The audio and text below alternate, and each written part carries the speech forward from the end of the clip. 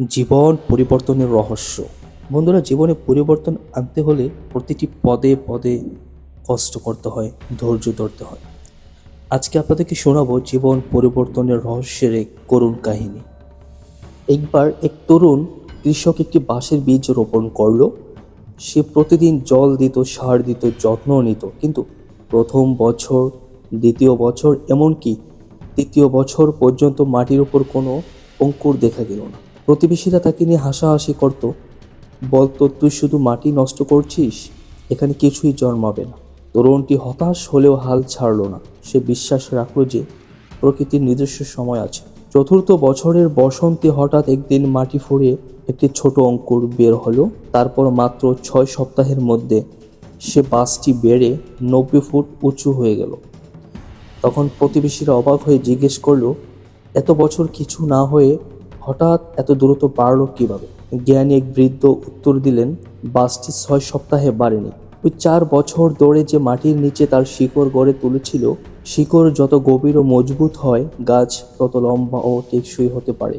বাইরে থেকে কিছু বোঝা যায়নি, কিন্তু ভিতর থেকেই চলছিল অদৃশ্য প্রস্তুতি।